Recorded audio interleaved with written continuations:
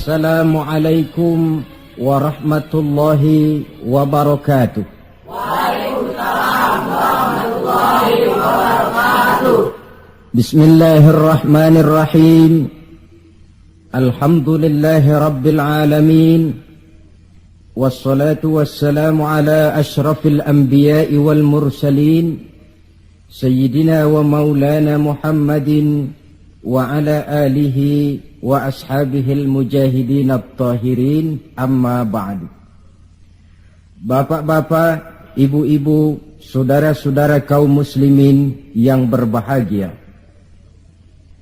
sudah bukan merupakan rahasia lagi bahwa kemajuan ilmu pengetahuan dan teknologi modern telah mengantarkan masyarakat manusia kepada menikmati satu bentuk kehidupan yang lebih mudah dan lebih dekat dengan apa yang mereka harapkan. Dengan kemajuan ilmu dan teknologi, dunia telah dirubah oleh manusia seolah-olah dari sebuah daerah yang kosong menjadi kota-kota yang penuh dengan gedung-gedung pencakar langit. Apa yang bagi manusia yang hidup di masa lampau hanya ada dalam idealisme mereka, sekarang ini sudah bukan merupakan rahasia lagi. Orang telah bertandang ke bulan, dan mungkin dalam beberapa tahun yang akan datang mereka akan mendarat pula di planet-planet lainnya. Kekurangan tanah pertanian bisa diatasi dengan merubah gurun pasir yang gersang dan tandus menjadi areal pertanian yang subur. Hujan lokal dapat dibuat. Kekurangan air bisa diatasi dengan penyulingan air laut melalui proses kimiawi. Penyakit-penyakit akan berkurang dan hidup makin dekat kepada apa yang diharapkan. Pertanyaan yang paling mendasar ialah, sudah sampaikah manusia kepada kebahagiaan? Adalah benar, dengan kemajuan ilmu dan teknologinya, manusia mencoba menyingkap tabir rahasia alam ini. Namun tiap kali tabir rahasia itu terbuka, terbentuk pula misteri-misteri baru yang memerlukan jawabannya. Di pihak lain, kemajuan yang diperoleh itu telah melahirkan satu bentuk kehidupan di mana manusia mempunyai satu mitos bahwa seluruh persoalan kehidupan bisa dipecahkan dengan otak manusia. Maka aspek-aspek ketuhanan, mistik dan kerohanian mulai ditinggalkan oleh manusia. Saudara-saudara kaum muslimin yang berbahagia, maka sebagai efek dari kemajuan ilmu dan teknologi itu, kita melihat lahirnya kelompok-kelompok manusia yang otaknya penuh berisi ilmu pengetahuan modern, tapi jiwanya kosong dan hampa, merasa tidak puas dengan ini dan itu, walaupun hidup sudah serba ada dan serba cukup. Akibat lainnya ialah kerusakan terhadap alam. Kita maklum, manusia memulai orientasinya dengan tunduk kepada alam. Pada proses selanjutnya, manusia mulai mengadakan adaptasi, penyesuaian diri dengan alam. Dan selanjutnya, manusia mulai mengadakan eksplorasi, penundukan kepada alam, memanfaatkan alam untuk menunjang kebahagiaan yang mereka dambakan. Akibatnya, penggunaan sumber daya alam yang melampaui batas sering merusak alam itu sendiri. Kita ambil satu contoh misalnya.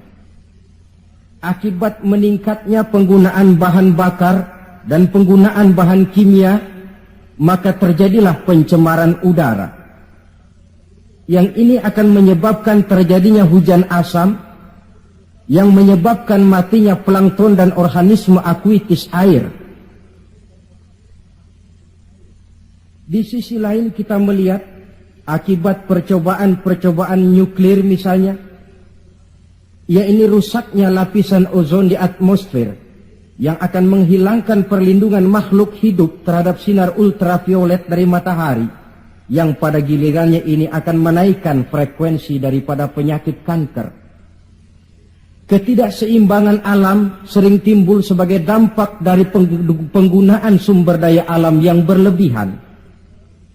Akibatnya akan kembali kepada manusia itu sendiri. Alam memang tidak selalu ramah, memberikan begitu saja apa yang dibutuhkan oleh manusia. Tetapi alam juga bisa kejam kalau sumber daya yang dimilikinya dikuras secara berlebihan tanpa memperhatikan keseimbangan yang ada di dalamnya. Oleh karena itu, marilah kita mencoba melihat gejala-gejala alam yang sering kita dapati di dalam kehidupan ini. Alam merupakan ayat Allah, ayat yang tercipta oleh Allah. Manusia memang diperintahkan untuk memanfaatkan apa yang bisa dimanfaatkan dari alam ini, tetapi dengan tetap menjaga keseimbangan yang tidak akan menimbulkan dampak negatif bagi kehidupan manusia itu sendiri. Gejala alam sering tidak bisa dianalisa, tidak bisa dideteksi oleh kemajuan teknologi yang serba canggih ini. Bulan-bulan terakhir ini, gejala-gejala alam ini sering menimbulkan hal-hal yang lazimnya kita namakan dengan musibah. Gempa bumi di Tarutung yang belum selesai itu diatasi, menyusul dengan tanah longsor di Padang Panjang. Belum selesai tanah longsor diatasi orang, Bengkulu dihantam banjir, puluhan jiwa hanyut tanpa nyawa. Belum lagi bencana alam ini selesai, kebakaran pun timbul di mana-mana. Gejala apa semua ini? Ilmuwan mungkin akan menjawab, oh, kalau terjadi gempa bumi itu gejala alamiah, biasa proses pergeseran kulit bumi. Kalau ada tanah longsor, oh, itu karena memang karakter tanahnya yang labil. Salah manusia kenapa tinggal di situ. Mungkin merupakan gejala alamiah, kata para ilmuwan. Mungkin proses pergeseran kulit bumi, kata ahli geologi. Mungkin karakter tanahnya yang memang labil, kata orang yang ahli tanah. Mungkin karena alam sudah bosan bersahabat dengan manusia, kata Ebit. Kalau tidak percaya, silahkan tanya kepada rumput yang bergoyang. Mungkin.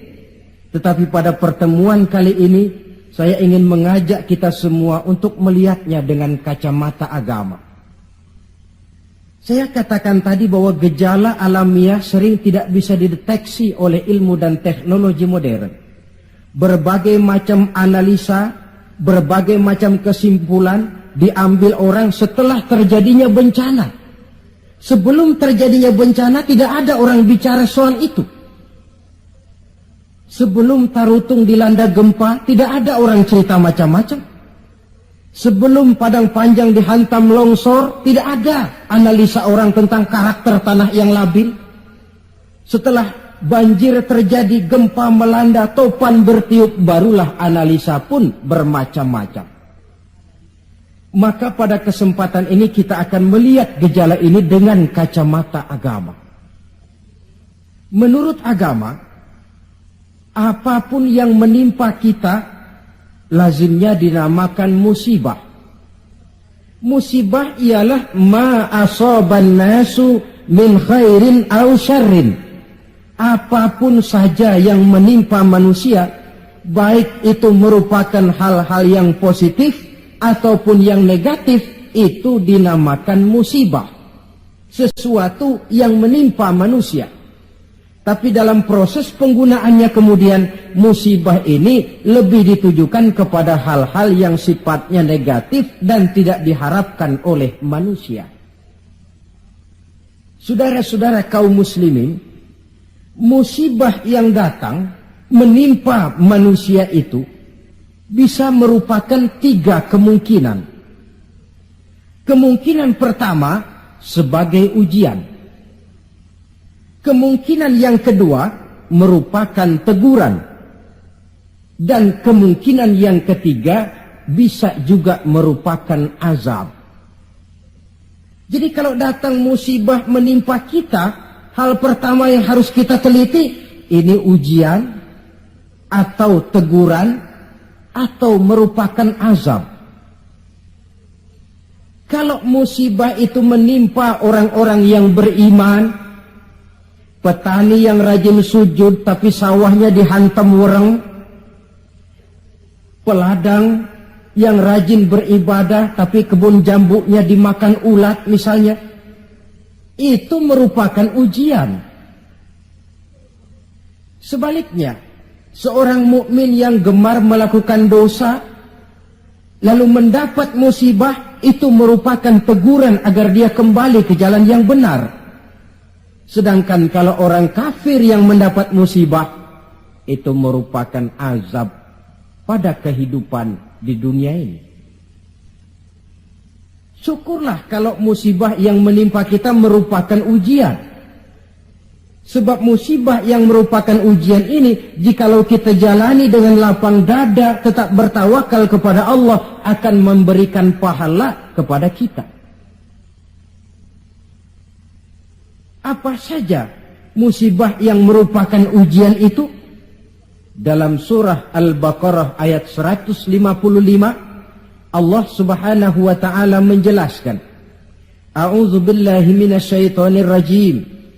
وَلَنَبْلُوَنَّكُمْ بِشَيْءٍ مِّنَ الْخَوْفِ وَالْجُوعِ وَنَقْصٍ مِّنَ الْأَمْوَالِ وَالْأَنْفُسِ وَالثَّمَرَاتِ. Dan pasti, kata Allah, ada lamu taukid di sini, dan pasti kami akan menguji kamu. Dengan apa?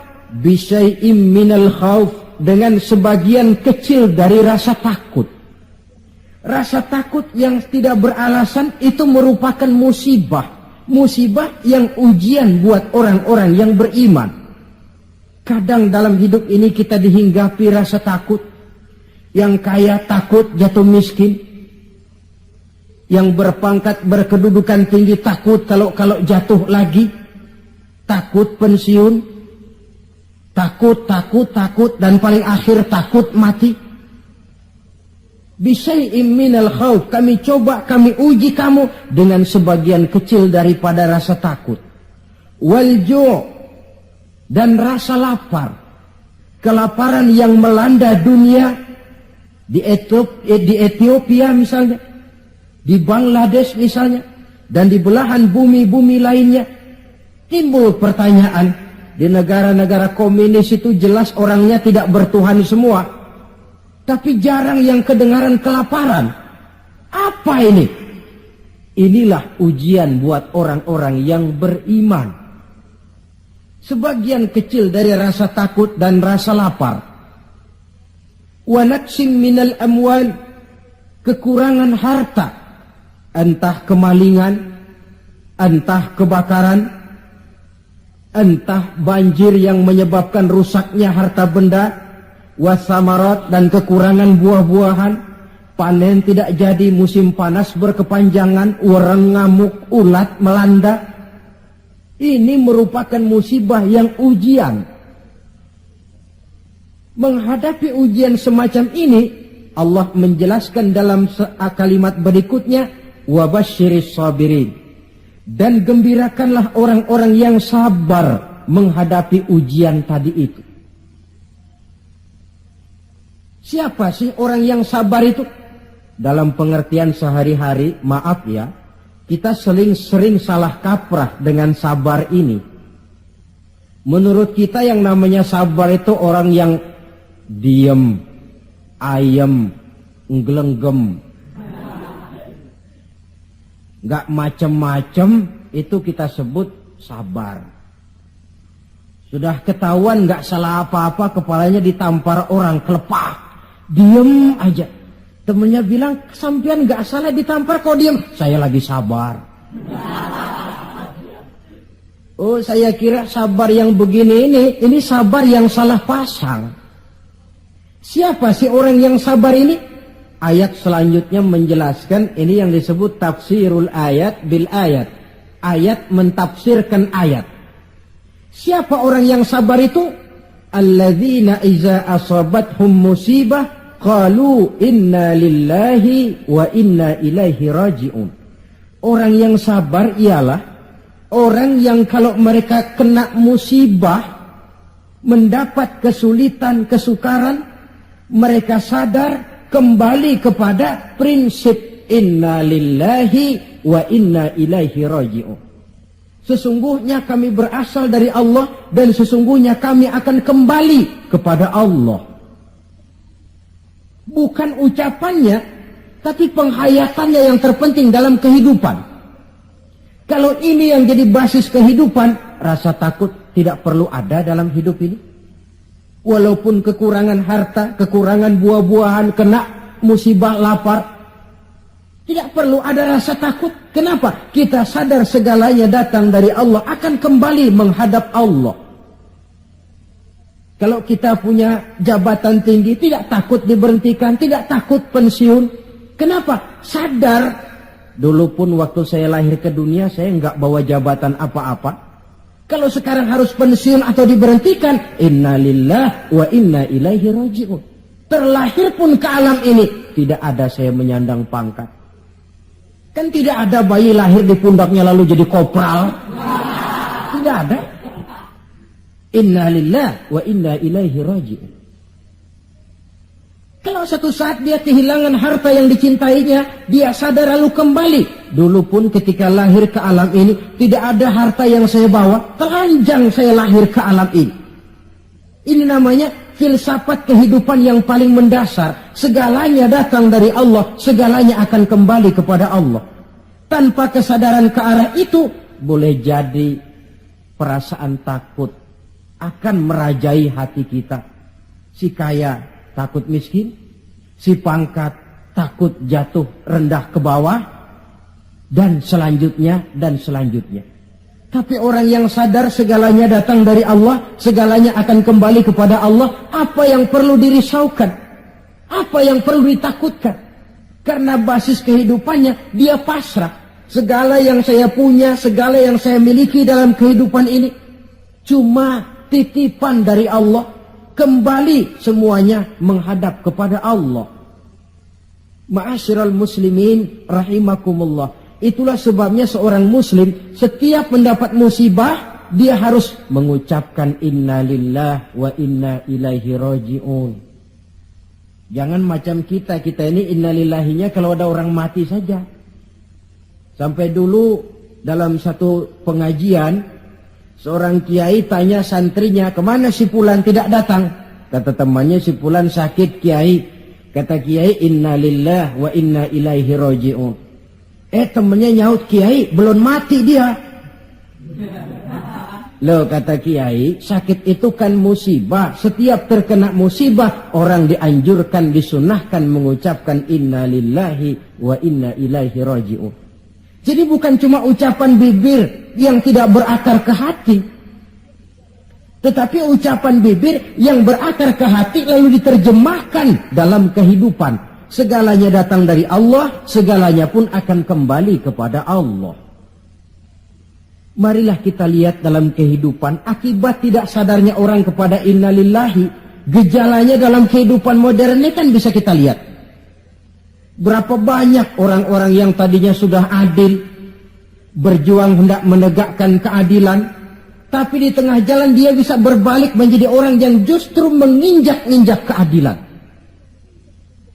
Berapa banyak orang-orang yang tadinya sudah benar, ingin memperjuangkan kebenaran, di tengah jalan berbalik menjadi orang yang hanya mau benar sendirian, walaupun tidak benar bagi orang lain.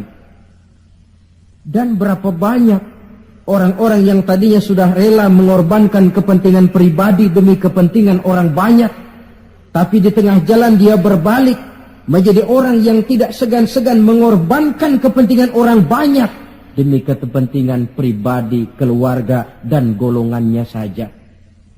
Tepat benar sindiran Allah dalam satu ayat, wa iza massal insana ad-durru da'ana li jambihi aw qa'idan aw qa'iba. Apabila manusia sedang ditimpa oleh kesulitan, Mereka berdoa kepada kami, mohon agar kesulitannya diangkat oleh Allah. Doa itu diucapkannya dalam keadaan berdiri, pada waktu berbaring, dalam segala posisi, mohon kepada Allah. Falamma kasyafna anhu durrahu, tapi manakala kesulitan yang menimpa mereka sudah kami angkat, kami hilangkan, marra ka'allam yad'una ila durrin massahu, mereka berjalan dengan sombongnya, seolah-olah belum pernah minta tolong kepada kami sebelumnya. Ini gejala manusia sekarang. Kalau kepepet, ya Allah. Dihantam banjir, Allah. Ada kebakaran, Allah. Kena bumi gempa, Allah. Dalam keadaan normal, Allah pun dicampakkan dalam kehidupannya.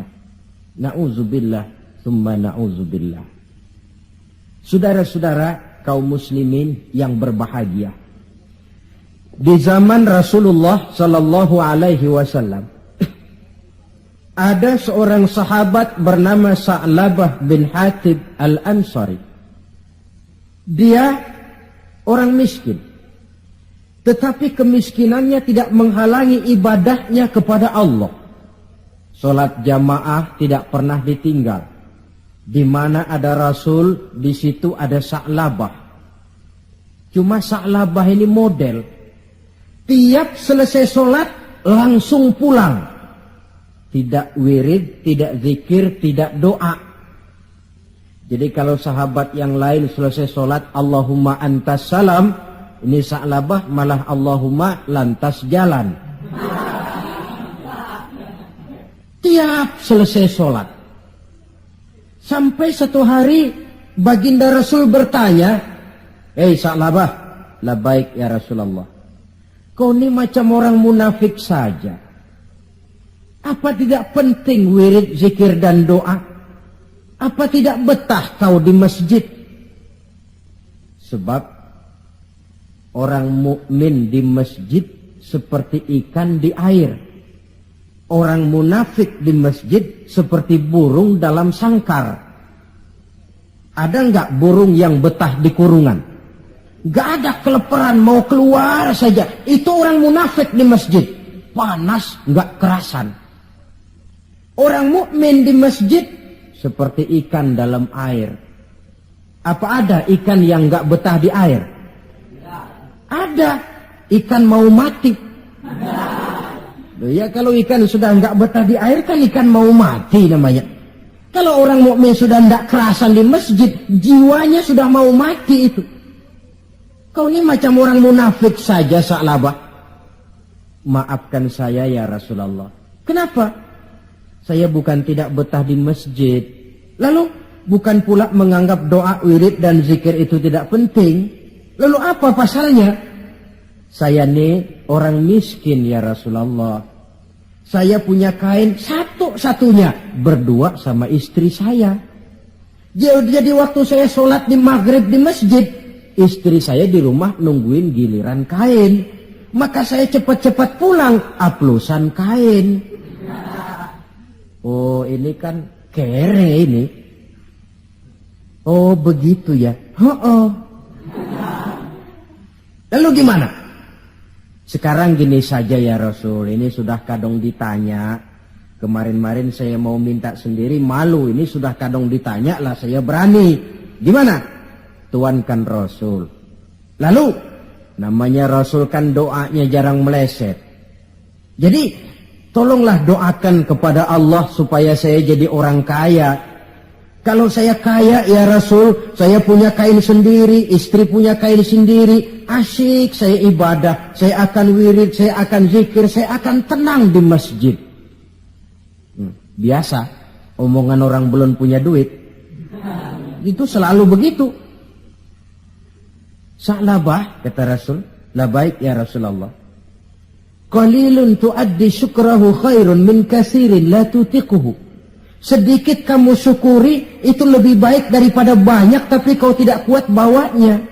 Sedikit kamu syukuri, nanti Allah tambah ketimbang banyak tapi kau tidak kuat membawanya, apa gunanya? Kalau memang cuma gelas secangkir, dituangi air 1 ember pun lebihnya akan jadi mubazir. Tahu dirilah kita. Begitu ya? Oh ya sudah kalau begitu. Pulang Sa'labah. Besoknya bertemu lagi dengan Rasul. Bagaimana Sa'labah? Sudah ya Rasul. Sudah apa? Sudah saya pikir-pikir. Lalu? Ya syukur sih syukur. Cuma saja kalau kain satu berdua rasa-rasanya repot juga awak nih nak bersyukur. Jadi bagaimana? Sudahlah ya Rasul, doakan saja saya jadi orang kaya lah. Sa'labah, saya ya Rasul. Kau ini kan orang Islam toh? Iya. Nah, orang Islam itu yang jadi contoh siapa? Tuan ya Rasulullah. Betul? Betul. Kau lihat saya kaya enggak? Enggak. Kenapa minta kaya? Iya ya. Iya, pulang. 2 kali knock out. Hari ketiga datang lagi dia ke masjid nekat. Ya Rasulullah, gimana Sa'labah? La in atani Allahu min fadlihi la usaddiqanna wa la akunanna minas salihin. Kalau Allah memberikan rezeki kepada saya, kalau saya jadi orang kaya ya Rasul, pokoknya saya akan jadi orang soleh, tekun ibadah, wala a'ti kulladzi haqqin haqqah. Akan saya berikan tiap orang haknya. Pokoknya kalau saya kaya, sip dah. Omongan orang belum kaya memang begitu. Saudara-saudara, kata Rasul, Sa'labah yang benar. Benar. Yakin? Yakin. Janji ya? Janji. Mari saya baiat. Selesai baiat didoakan oleh baginda Rasul. Allahumma rzuq Sa'labah. Ya Allah berikan rezeki kepada Sa'labah. Selesai didoakan, Sa'labah dihadiahkan seekor kambing oleh baginda Rasul. Kambing perempuan, sedang hamil. Malah nggak ada suaminya lagi. Ya nggak apa-apa kambing. Saya ini cerita kambing. Kambingnya hamil nggak ada suaminya. Kambing. Yang orang jangan tersinggung loh. Saya ngomong kambing. Sa'labah, kau bawa pulang kambing ini. Kau pelihara. Mudah-mudahan membawa berkah. Baik ya Rasul. Dibawa pulangnya kambing itu, dirawatnya baik-baik. Lalu lahiran kambing itu. 1 jadi 2. 2 jadi 3. 3 lahir lagi jadi 5. 5 jadi 7, 7 jadi 10, 10 jadi 15. Makin lama makin banyak kambingnya, makin sibuk. Datang sholat mulai terlambat. Kalau tadinya belum azan sudah datang ke masjid, sekarang sudah qomat baru nongol. Lambat laun sholat 5 waktu tidak kelihatan di masjid, kelihatan cuma Jumat saja. Itu pun kalau khatib sudah naik mimbar dia baru datang. Rasul bertanya, kemana Sa'labah? Sibuk ya Rasul, kambingnya makin banyak sekarang, ngembalaknya keluar kota. Ya wailah Sa'labah. Aduh, kasihan Sa'labah. Aduh, celaka Sa'labah. Sampai Jumat pun tidak kelihatan di masjid. Kelihatan paling-paling cuma Idul Fitri sama Idul Adha. Sholat tahunan. Nah, kemudian sampai waktunya di mana umat Islam diwajibkan membayar zakat. Rasul mengutus utusan, datangi Sa'labah, minta zakatnya. Ketika didatangi ini, Sa'labah berkata, ma hadhihi illal jizyah. Ini jizyah. Saya tidak wajib zakat. 2 kali sampai 3 kali dia tidak mau bayar zakatnya. Kata Rasul, cukup, jangan didatangi lagi. Kemudian turunlah ayat, wa minhum man ahadallaha la in atani Allahu min fadlihi la usaddiqanna wa la akunanna minas salihin. Di antara mereka ada yang berjanji kepada Allah, kalau diberikan rezeki akan bersedekah dan akan jadi orang baik-baik. Tapi setelah diberikan rezeki mereka berpaling dan lupa dengan janjinya. Ayat ini disampaikan orang kepada Sa'labah. Sa'labah baru saja turun ayat bunyinya begini-begini. Rasanya ayatnya nyindir sampean ini. Ah, enggak ah. Habis siapa lagi yang punya mental macam ini? Dia sadar. Cepat-cepat dia datang menghadap baginda Nabi, hendak bayar zakat. Kata Rasul, cukup Sa'labah. 3 kali utusanku datang, kau tidak mau bayar, sekarang bawa pulang lagi. Sampai Rasul wafat. Akhirnya Sa'labah mengalami kebangkrutan di zaman Sayyidina Utsman bin Affan. Tengoklah riwayat Sa'labah ini. Ketika diuji dengan kemiskinan, dia lulus. Rajin ibadah, dekat dengan Rasul. Tapi ketika diuji dengan kekayaan, dia lupa diri dan jatuh menjadi orang yang bakhil. Saudara-saudara, itulah sebabnya kita berharap mudah-mudahan bencana yang menimpa bangsa kita akhir-akhir ini, entah itu merupakan gempa di Tarutung, tanah longsor di Padang Panjang, banjir di Bengkulu, kebakaran di Pasar Mercu Buana, Medan, kebakaran di Pasar Anyar Bogor, kita berharap itu merupakan ujian saja. Ujian yang harus kita terima dengan sikap mental inna lillah wa inna ilaihi raji'un. Segalanya datang dari Allah, kembali kepada Allah. Lalu apa manusia ini? La haula wa la quwata illa billahil aliyyil azim. Nah, ini musibah pertama. Musibah merupakan ujian. Yang kedua, ada musibah itu yang merupakan teguran dari Allah. Bukan ujian, tapi teguran. Wong namanya ditegur, tentu karena orang lalai, lupa diri, lengah, sehingga perlu ditegur. Dalam surah Ar-Rum ayat 41, Allah menjelaskan, Zaharul fasadu fil barri wal bahri bima kasabat aydin nas. Telah bertebaran kerusakan di daratan dan di lautan dari sebab ulah tangan-tangan manusia. Liyuziqahum ba'dallazi 'amilu la'allahum yarji'un. Agar Allah memberikan kepada mereka sebagian daripada balasan akibat ulah tangan mereka sendiri. Mudah-mudahan dengan balasan dan teguran-teguran ini mereka kembali sadar, ingat diri dan bertaubat kepada Allah Subhanahu wa ta'ala. Telah bertebaran kerusakan di daratan dan di lautan dari sebab ulah tingkah pola tangan manusia. Di awal tadi sudah saya coba jelaskan sepintas. Kemajuan ilmu dan teknologi modern ternyata tidak selamanya punya dampak positif. Juga dia punya dampak negatif yang berakibat kepada kehidupan manusia sendiri. Satu contoh misalnya. Sekarang ini kan orang mulai membuat apa yang disebut dengan rumah kaca. Kalau saudara berjalan melihat bangunan-bangunan tinggi, kan sudah ada yang seolah-olah semuanya ditutup dengan kaca. Memang di lain pihak akan mengurangi penggunaan sumber daya alam yang baku, tapi di lain pihak rumah kaca ini akan menaikkan suhu udara. Akibatnya permukaan air laut akan naik karena mengembangnya air laut. Dan jangka panjangnya melelehnya es di kutub. Akibatnya kota-kota yang berada di pantai-pantai yang rendah banyak mengalami erosi dan pencemaran air. Misalnya Jakarta, Bangkok, New York. Tahu New York? Pernah ke New York? Ke New York belum pernah? Sama.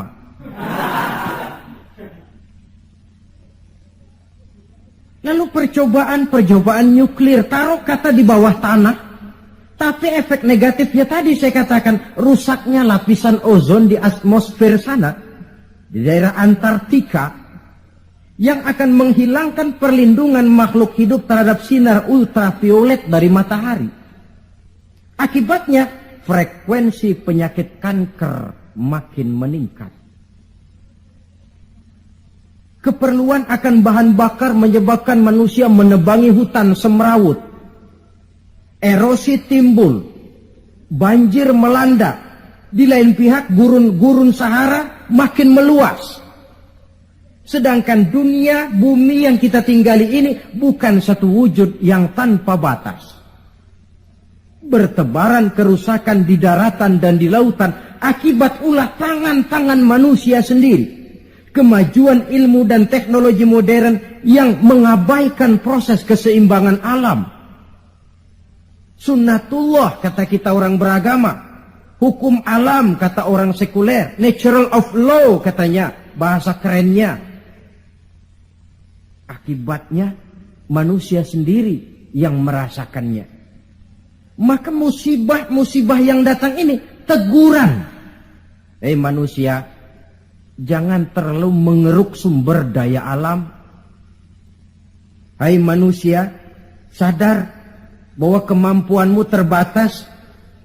Hai manusia, ilmu dan teknologi itu merupakan sedikit sekali dari ilmunya Allah.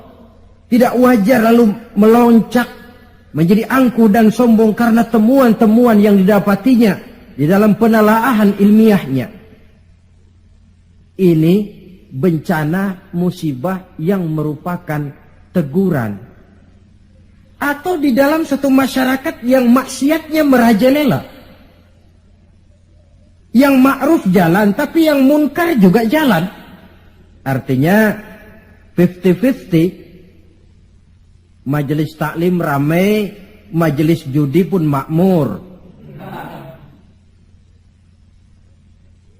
Pondok pesantren hidup, tapi juga tempat-tempat maksiat berjalan. Keseimbangan ini memerlukan teguran. Dan teguran itu sesungguhnya tidak hanya dalam bentuk bencana alam, tapi juga secara pribadi yang ada dalam diri kita. Kalau kulit mulai keriput, teguran itu, awas kereta mau berangkat. Jangan tua-tua keladi nak, makin tua makin menjadi. Sadarlah diri. Kalau uban sudah bertabur, kalau pandangan sudah lamur, kalau pendengaran sudah kabur, kalau makan pun cuma kuat makan bubur, tandalah tuh sudah dekat ke lubang. Awas kereta mau berangkat. Teguran yang datang menimpa diri dalam bentuk yang luas, yang merupakan bencana alam, musibah dan sebagainya.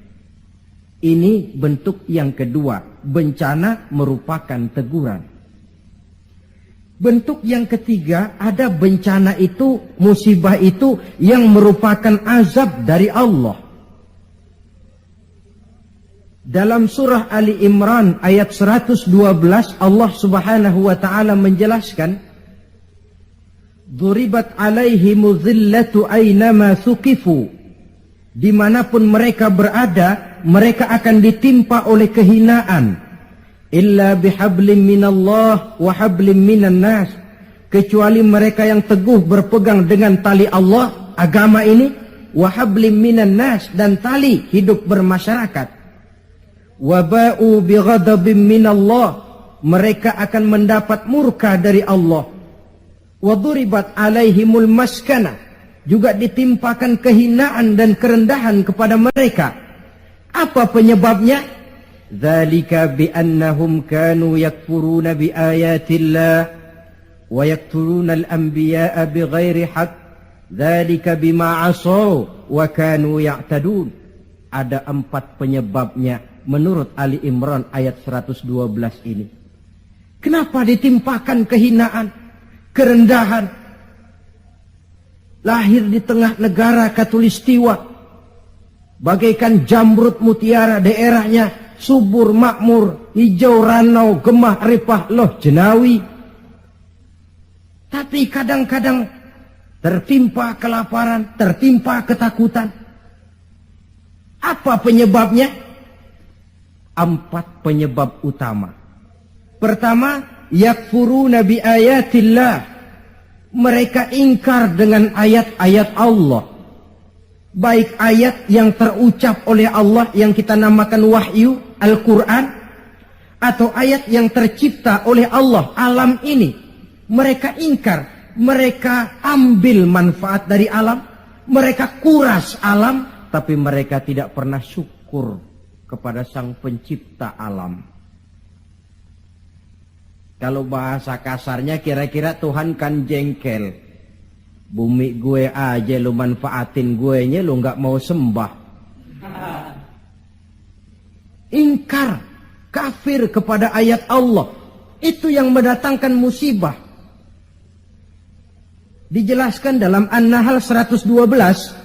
Wa daraballahu mathalan qaryatan kanat aminatan mutmainnah.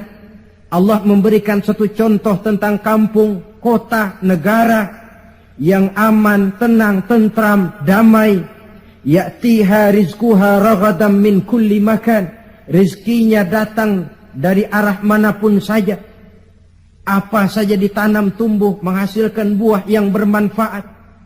Air mengalir dengan jernih. Sawah terhampar luas hijau menguning. Rempah-rempahnya tidak terkira lagi.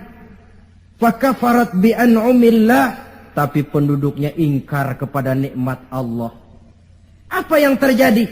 Fa'azaqahallahu libasal ju'i wal khauf bima kanu yasna'un.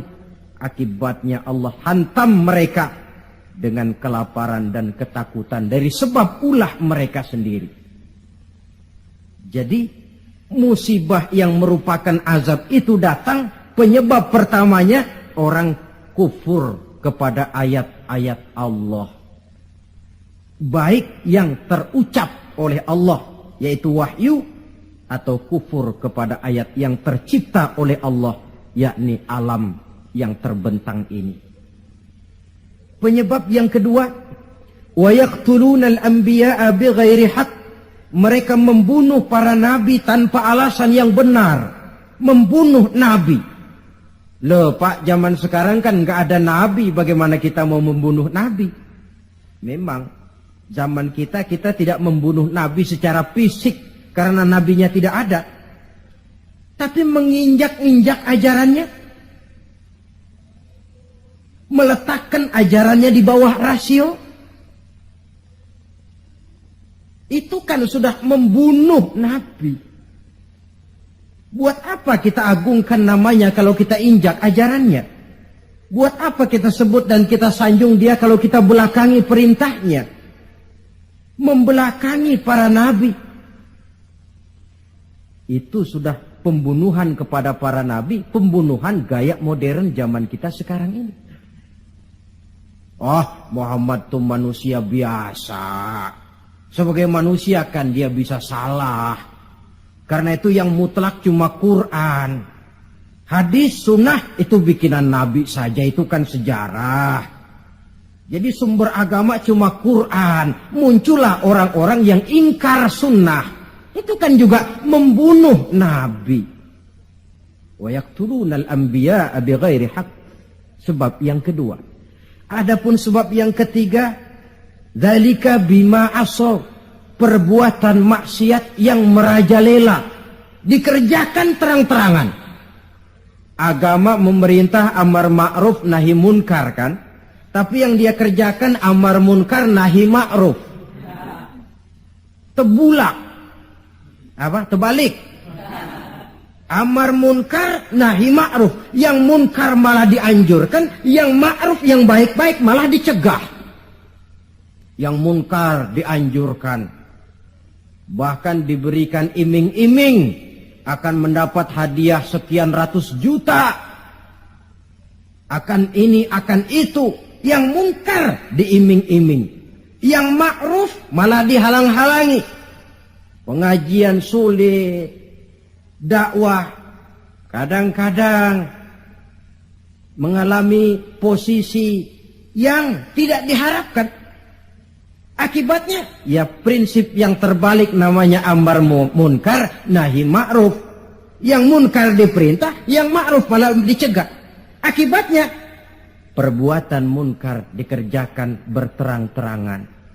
Malah belum lama ada orang yang mengusulkan supaya pemerintah membuka judi secara resmilah untuk menutup judi yang ngumpet-ngumpet ini. Kalau resmi nanti bisa dikontrol katanya. Inna lillahi wa inna ilaihi raji'un. Yang sudah diputuskan untuk dilarang, dianjurkan supaya dibuka lagi. Dibuka, ditutup saja, ditutup dan dilarang saja, yang ngumpet-ngumpet masih banyak. Apatah lagi kalau dibuka berterang-terangan. Judi kronis, mabuk jadi kebanggaan, perbuatan zina sudah cerita harian. Malah yang aneh bin ajaib kadang-kadang terjadi sedarah sendiri. Ada bapak melalap anak kandungnya. Ada anak kandung tidur sama ibunya. Kalau tidur biasa wajar. Ini tidur-tidur. Allahu Akbar.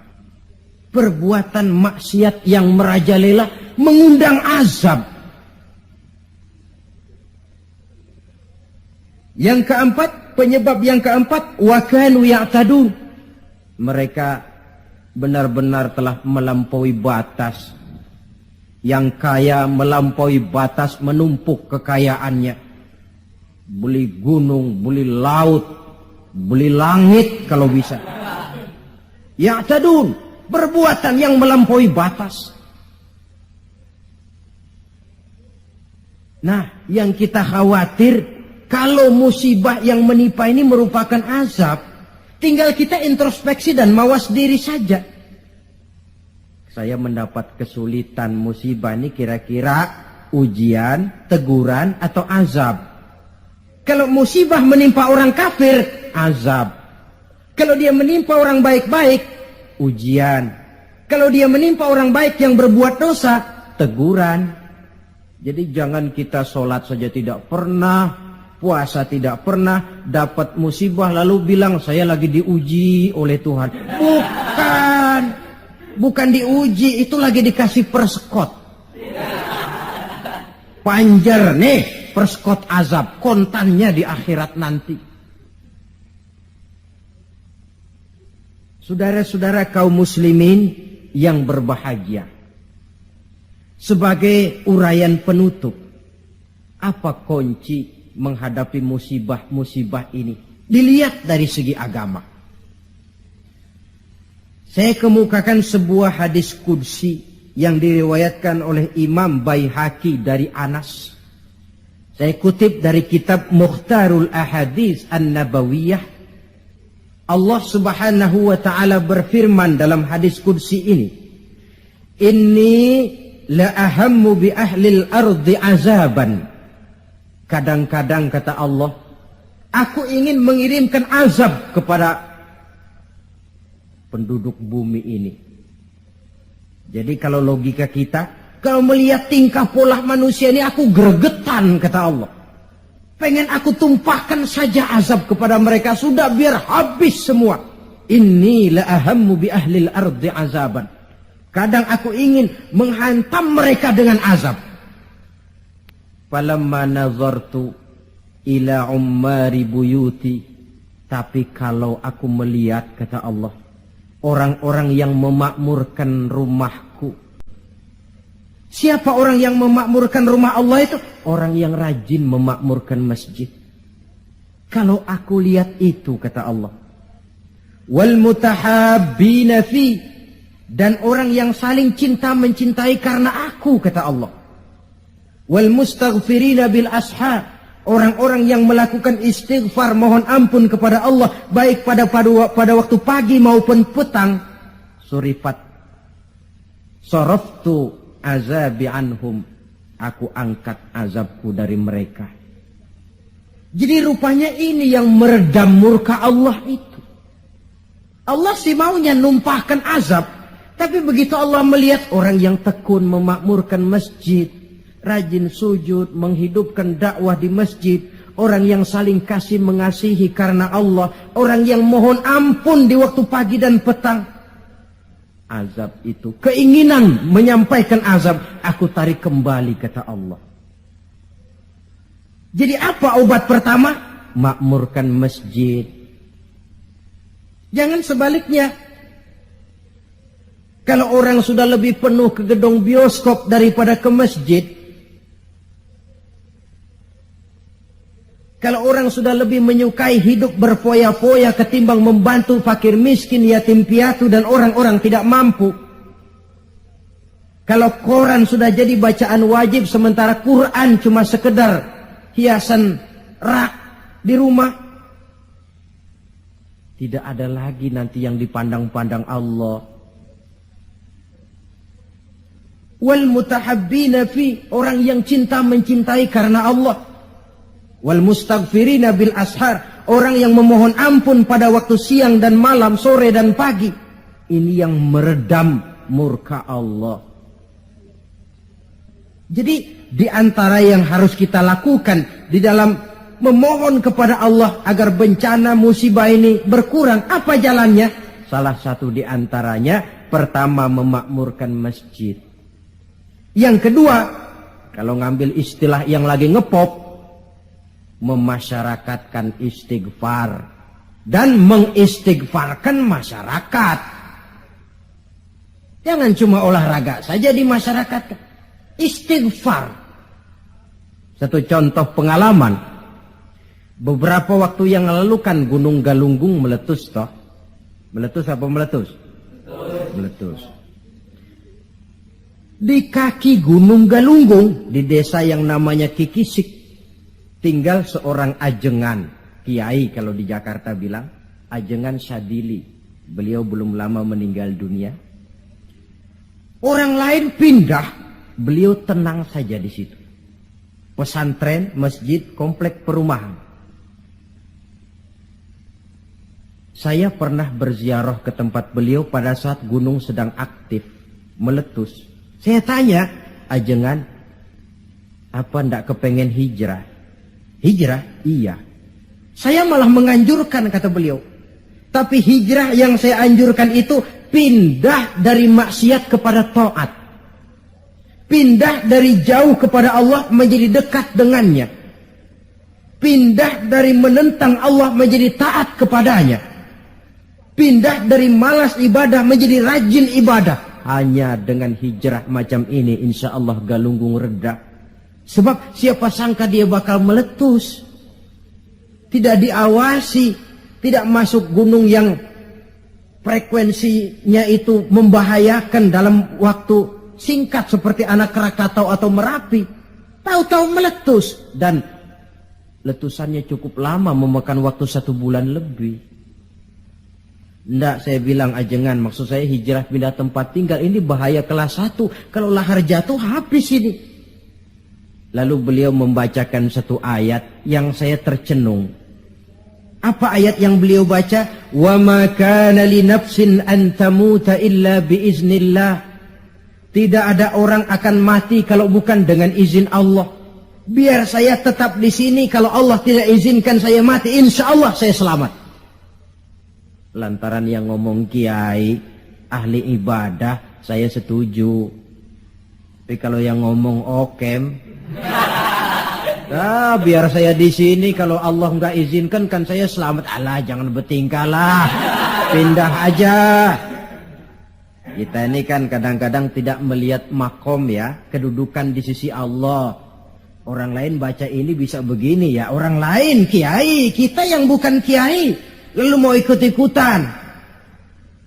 Nabi Ibrahim masuk ke api, lalu ada ayat, ya narukuni bardan wassalaman ala Ibrahim. Hei api dingin, kamu selamatkan Ibrahim. Nabi Ibrahim ya selamat, api dingin. Lalu kita masuk ke api, baca ayat tadi, mateng.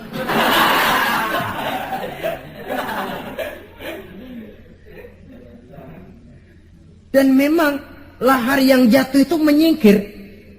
Rumah Pak Kiai itu dilewati saja oleh lahar, tidak masuk ke dalamnya.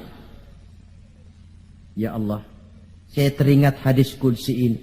Orang yang tekun memakmurkan masjid, orang yang kasih mengasihi karena Allah, orang yang beristighfar di waktu pagi dan petang, dikala siang dan malam, di tengah maksiat melanda kehidupan, dikala orang lupa diri dan lupa daratan, hancur di meja judi, hanyut dalam botol-botol minuman keras, terlena di tempat-tempat pelacuran, dinina bobokkan oleh korupsi dan penyalahgunaan jabatan dan wewenang, dan segala macam perbuatan-perbuatan yang melampaui batas. Mereka yang tekun memakmurkan masjid, kasih mengasihi karena Allah, melaksanakan istighfar, mereka ini yang meredam murka Allah. Disadari atau tidak, kita hutang jasa kepada mereka ini. Kalau tidak lantaran mereka, habis sudah digulung bumi ini. Ini menurut janji Allah dalam hadis qudsi. Karena analisa yang kita pegang ini analisa agama. Saya tidak melihatnya dari analisa sosial, politik, kebudayaan, ekonomi. Tidak, memang di luar kemampuan saya. Disiplin agama mengajarkan kita begitu. Dengan kata lain, seharusnya kalau ada orang memakmurkan masjid, itu yang kita bantu. Kasih mengasihi karena Allah, itu yang kita dorong. Orang yang melaksanakan istighfar, itu yang kita dekati. Alhamdulillah ya, masih ada yang istighfar. Alhamdulillah ya, masih ada yang memakmurkan masjid. Jangan, alah orang gaek lah, orang tua kertu kerjanya cuma megang-megang tasbih saja. Apa sih bisanya? Cuma istighfar saja. Istighfar ini yang meredam murka Allah. Alah, kerjanya main di masjid mulu, taklim khutbah, apa itu? Ini yang meredam murkanya Allah. Bahkan dalam hadis lain, laula suyukhun rukka wa bahaimun rutta. Kalau tidak karena orang tua yang rajin sujud, kalau tidak karena binatang melata yang mencari makan, kalau tidak karena bayi yang menyusui, la sabba alaihim azaban sabba. Akan aku timpakan azab kepada mereka sehebat-hebatnya. Bayi yang masih menyusui, yang masih bersih dari segala dosa, yang masih punya masa depan. Orang-orang tua yang rajin sujud kepada Allah. Ini peredam murkanya Allah.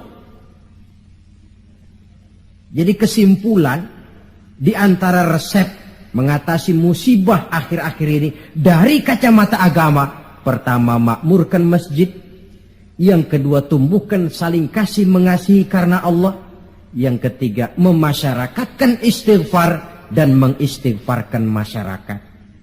Kaum muslimin, inilah saja yang kita bicarakan pada pertemuan kali ini. Semoga ada manfaatnya. Terima kasih atas segala perhatian. Mohon maaf atas segala kekurangan. Usikum wa nafsi bitaqwallah. Wassalamualaikum warahmatullahi wabarakatuh.